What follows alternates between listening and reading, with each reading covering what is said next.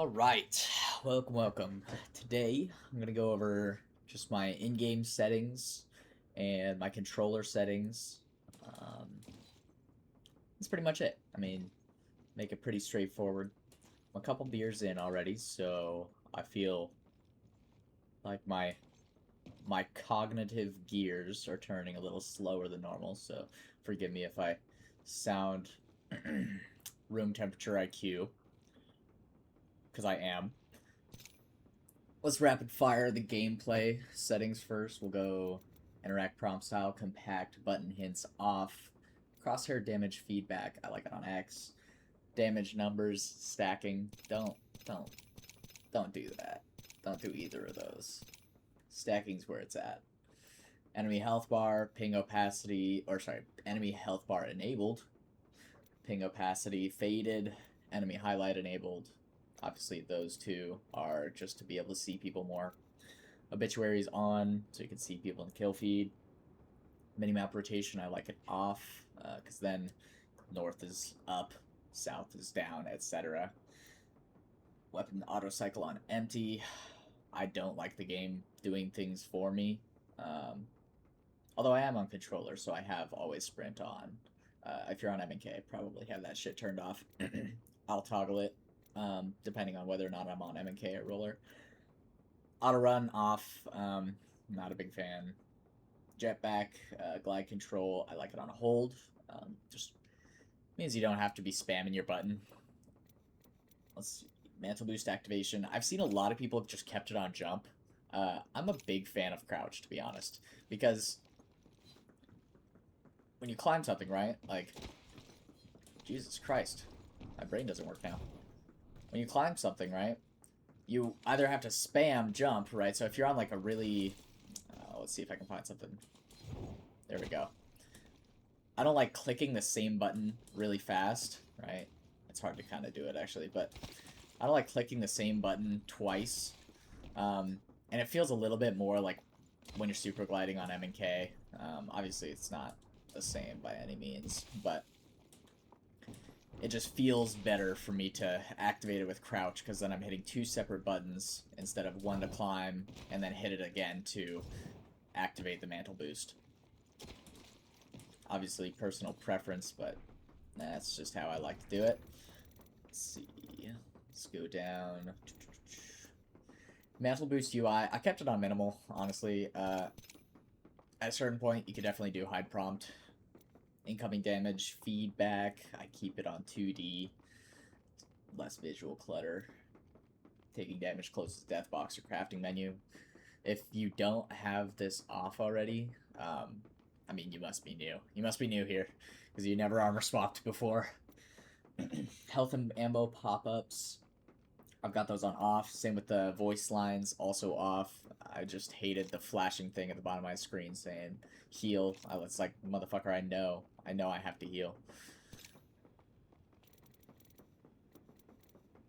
Arsenal map and HUD icons, got that on max. Off-screen portraits, got that on off.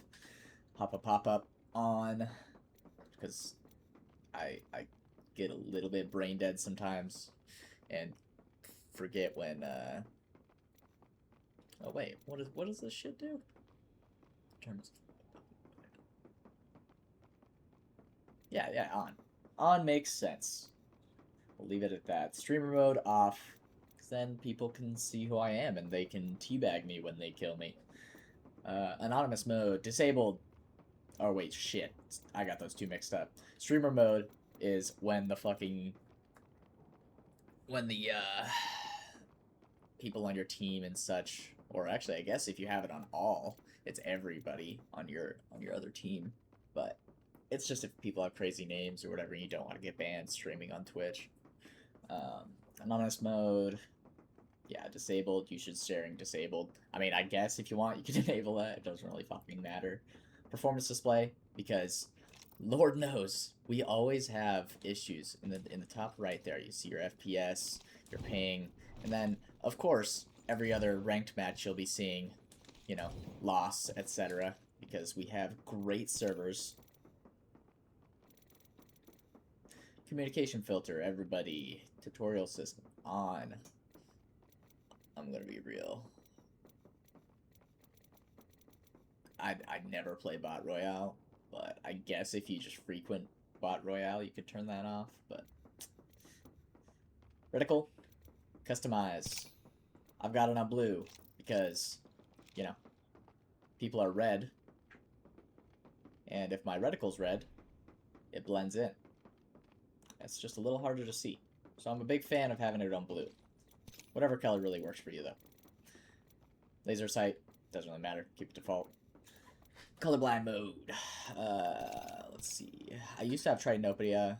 I mean, it's pretty good, but I'm just back to default now.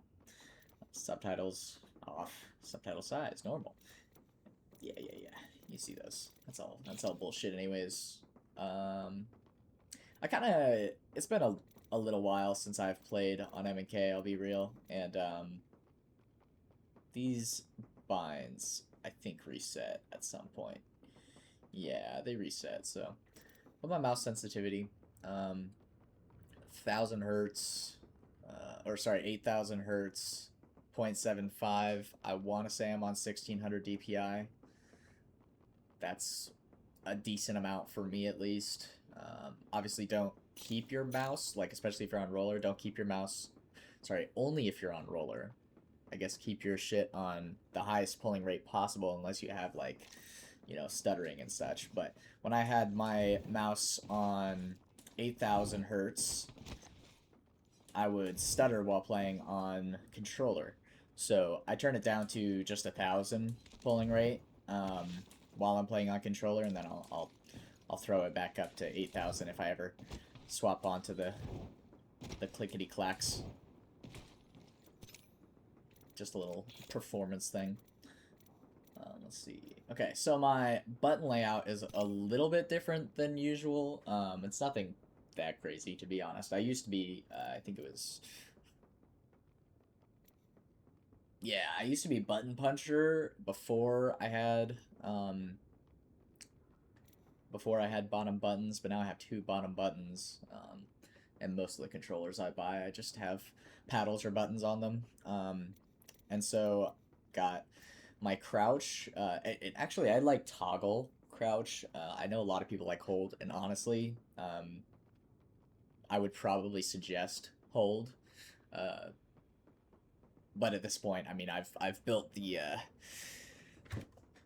habits to toggle because I've always played with it on toggle. So it's a little unfortunate, but maybe one of these days I'll stop being lazy and I'll just bite the bullet and go to hold. Same with interact, pick up, and reload. I have it on click right stick, which is great because I don't have to take my thumb off my stick to interact or reload or do anything like that, which makes, you know,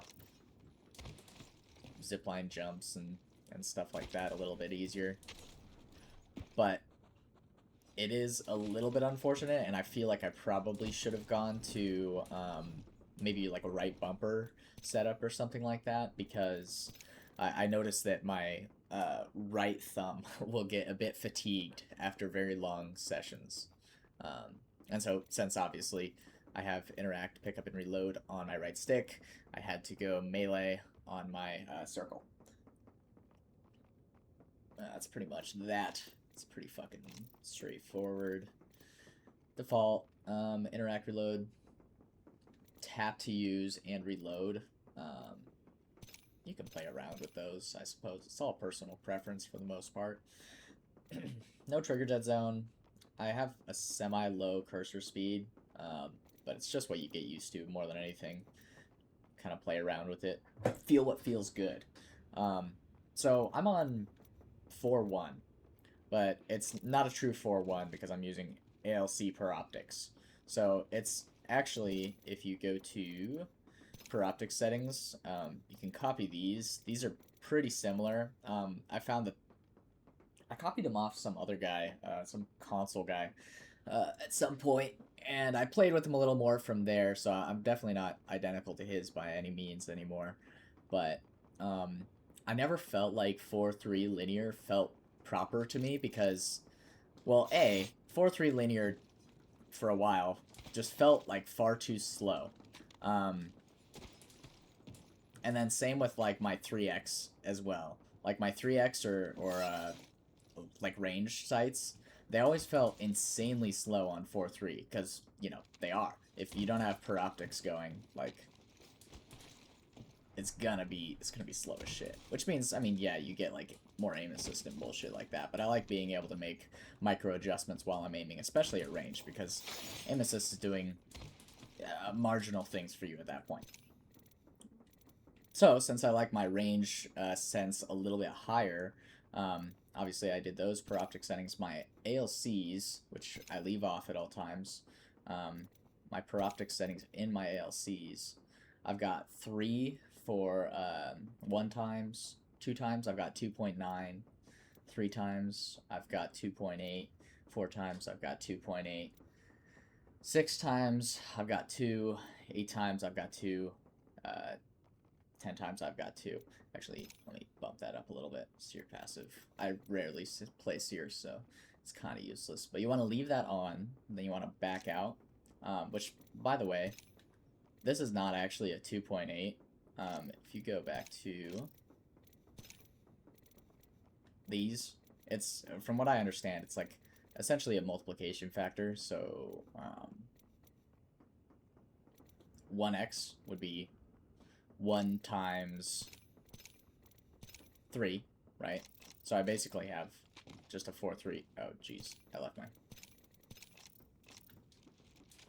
So I basically have a 4-3 for the 1x, but for the 3x and such, you got to make sure that your per optics, your standard per optics, are at the settings that I have, because those seem like the most similar, instead of just having it on like 1 all the way down, and then cranking your ALC per optics way up for the range sights. But I don't know, you kind of just play around with it, see what feels the best. That's why I like doing the 4-1 setup over your standard 4-3, just because you can adjust it a bit more. And like, especially with different metas, I'll prefer running different senses. Like, so we've got a decent spray meta going on right now, or spray weapon meta going on right now. And so I'm a big fan of running basically 4-3 linear on my close range.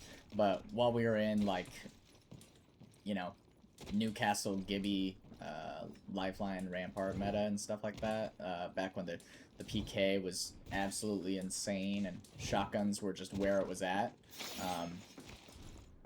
I was basically running like a 4-4. It was more like, I guess it would be like a 3.8 or whatever. But I adjust that as I see fit. And it's really nice, because it means you don't have to just make that massive jump from 3 to 4. Because, in my opinion, when you're ADSing, 3 and 4 linear are fucking massively different. It's just, I like being able to work my way down, because what I did when it was no longer shotgun meta, I kind of just worked my way down to 3 again. I would go in increments of 0.1 though, by the way. So, my ALCs, these are just the bleed throughs. I've heard, I think the community is pretty fucking divided on this shit right now, because I've heard that sometimes people are like, oh no, ALC bleed throughs aren't a thing anymore. And I will say, like, at the beginning of last season, I felt a noticeable shift, that everything I had was just a lot slower, because I used to play with everything zeroed out, basically, which was good up until the beginning of last season, and then they definitely adjusted something, which I've heard people say that ALC bleed through is not a thing anymore. That's incorrect. At the very least, the top 3 are still bleeding through. It could be placebo, but from what I've found, if I change my yaw and pitch speed, it does adjust my sensitivity a bit. Like I said, it could be placebo. I have no like real hard facts to back that up, but if I was just to adjust my ADS yaw speed by 10 up on each one, I feel the difference. But you know, who knows? Maybe I'm fucking kidding myself. I'm a big fan of just running because I know a lot of people will just run like the default settings or whatever for ALCs. I find that if I have the dead zone set to 15%, I feel clunky as shit. I feel like I can't make those micro adjustments, especially like close range. And I know it makes your shots hit a lot harder. Something about the aim assist, basically. I guess having that high ALC bleed through dead zone will definitely make me like one mag easier, but I also just have much worse tracking. So I don't really know what to explain that. I don't know how to explain that away, but I'm a big fan of the 5% dead zone, and then I just keep my response curve on 10. Although I will, like mid-game, depending on how I'm doing, I'll kind of play with that. I'll drop that down to 9 from time to time if I feel like I need a little better tracking, because kind of same deal with that. It does just make you, like... It makes you better at just tracking while somebody's, like, moving fast, or, like, B-hopping or some bullshit like that. Because sometimes you'll run into some freaks. Some freaks with sweat on their keyboards. As for the rest of the settings, take them with a grain of salt, just because, like I said, it could be a placebo that it actually doesn't change your ADS speed or your just standard look speed or anything like that. I have no concrete proof to back it up, but it feels like it does to me. But just in case you want to copy it, here are the rest of the settings. Obviously, aim assist on.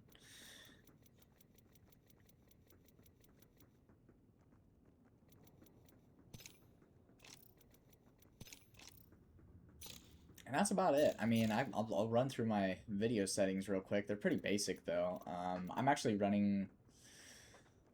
I have the Steam config for 120 FOV. I'm sure you can just look it up. It's pretty doable. Very easy. It's not cheating or anything like that. It's allowed in tournaments and such. FOV ability scaling, have that shit disabled. Sprint, view, shake. Obviously you want a minimal. UI layout mode, I just have it on auto. VSync, disabled. Video reflex, I have it enabled, plus boost. FPS target 0. Anti-aliasing, I have TSAA. You can have it on none, but it just looks a little too blocky for me. Not a big fan. Texture streaming budget, got it on very low. Pretty much everything else you're going to have on low.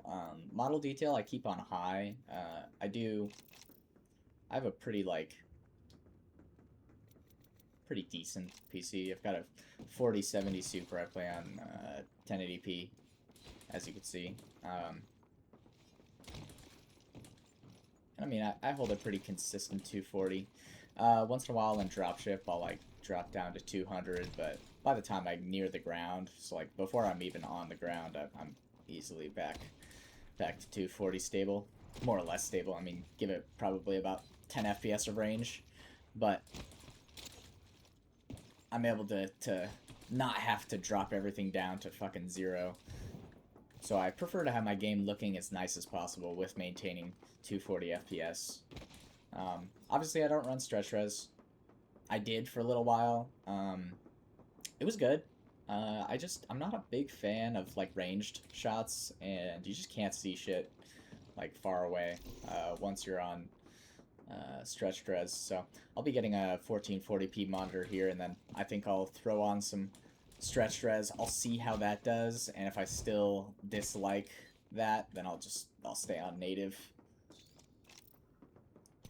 And yeah, audio, master volume 100%. I like to turn down my let's see, PC audio in favor of keeping my master volume at 100%. I think that keeps the best audio fidelity. I'm by no means an audiophile. I've got the Sony InZone H5. It's pretty solid. I like it. Surround sound, 7-1. And then, I mean, all of these are just pretty straightforward. I don't have dialogue volume on at all.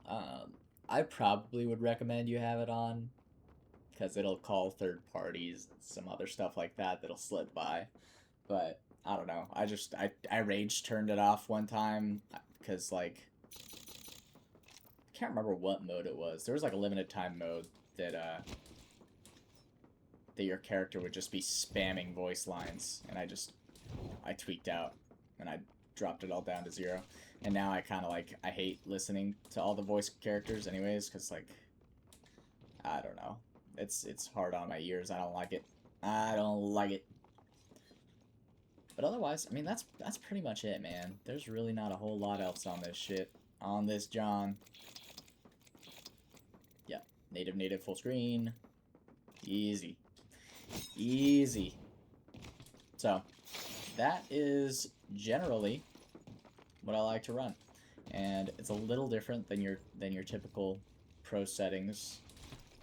4-3 linear, no dead zone, no per optics, etc. And if you feel like 4-3 linear doesn't really suit your comfortability, you don't have to force yourself into that to be competitive. You can just run 4-1 with per optics on and adjust it as it feels good. If you feel like your shit isn't hitting one day, just turn it down a little. If you feel like you're just getting your ankle broken by some guy b-hopping around you, turn that shit up a little. It's great. It's fantastic. 10 out of 10 would recommend. But that's pretty much it. That's pretty much it for the video.